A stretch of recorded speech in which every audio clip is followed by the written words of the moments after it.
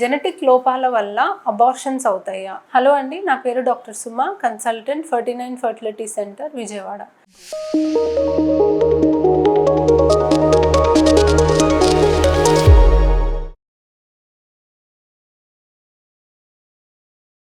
So abortions అవ్వడానికి చాలా కారణాలు ఉంటాయండి.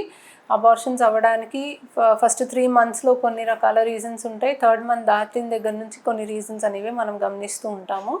సో సింగిల్ అబార్షన్, అది కూడా ఫస్ట్ 3 months లోపల అబార్షన్స్ యూజువలీ జెనెటిక్ ప్రాబ్లమ్స్ వల్ల అవ్వచ్చండి. సో సింగిల్ స్పొరాడిక్ అబార్షన్ అని అంటాము. అంటే కొన్ని జెనెటిక్ ప్రాబ్లమ్స్ వల్ల ఎర్లీగానే అబార్ట్ అయ్యి మనకి నెక్స్ట్ ప్రెగ్నెన్సీ యూజువల్గా హెల్తీగానే వస్తుంది. సో రిపీటెడ్ ప్రెగ్నెన్సీ లాసెస్ అంటే 2-3 times వరుసగా అబార్షన్స్ అయినప్పుడు యూజువలీ జెనెటిక్ ప్రాబ్లమ్స్ ఎక్కువగా చూడం. కానీ సింగిల్ ఐసోలేటెడ్ స్పొరాడిక్ అబార్షన్స్కి genetic problems one of the main reasons అనే చెప్పచ్చు.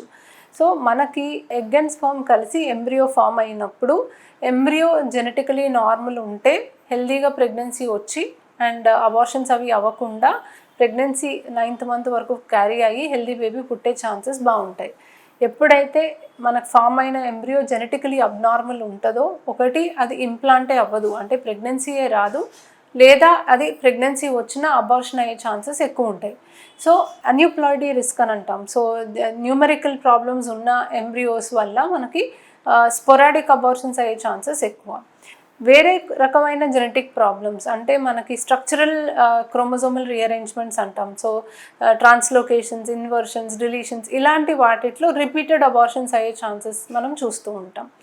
ఇంకొక సెట్ ఆఫ్ జెనెటిక్ ప్రాబ్లమ్స్ మనం మేనరికం పెళ్ళిళ్ళు చేసుకున్న వాళ్ళలో చూస్తామండి. సో మేనరికపు పెళ్ళిళ్ళ వల్ల జీన్స్ అనేవి చాలా దగ్గరగా ఉంటాయి. సో బంధువుల్లోనే పెళ్లి చేసుకున్నప్పుడు, సో అత్త కొడుకును లేకపోతే బావని అట్లా, లేకపోతే మేనమామని పెళ్లి చేసుకున్నప్పుడు హస్బెండ్ వైఫ్ జీన్స్ బాగా దగ్గరగా ఉండడం వల్ల బేబీస్లో జెనెటిక్ ప్రాబ్లమ్స్ వచ్చి అబార్షన్స్ అయ్యే ఛాన్సెస్ ఉంటాయి, లేకపోతే అవయవ లోపాలు వచ్చే అవకాశాలు కూడా ఉంటాయి. సో జెనెటిక్స్ అనేది చాలా ఇంపార్టెంట్ అండి. అబార్షన్స్ అవుతున్నాయి, సింగిల్ అబార్షన్ అవుతున్నా మనకి it could be a reason. Repeated pregnancy losses అంటే రిపీటెడ్ అబార్షన్స్ అవుతున్నా it is one of the reason. And మేనరికం వల్ల కూడా మనకి జెనెటిక్ ప్రాబ్లం అనేది ఒక రీజన్ అని అనొచ్చు. సో ఒక్కసారి అబార్షన్ అయింది అన్నంత మాత్రాన నిరాశపడాల్సిన అవసరం లేదు. ఎందుకంటే నెక్స్ట్ టైం హెల్తీగా బేబీ ఫామ్ అయ్యి ప్రెగ్నెన్సీ వచ్చే ఛాన్స్ చాలా ఎక్కువ ఉంటుంది. బట్ 2-3 times రిపీట్ అవుతున్నప్పుడు డెఫినెట్లీ జెనెటిక్ ఎవాల్యుయేషన్ చేసుకోవడం మంచిది.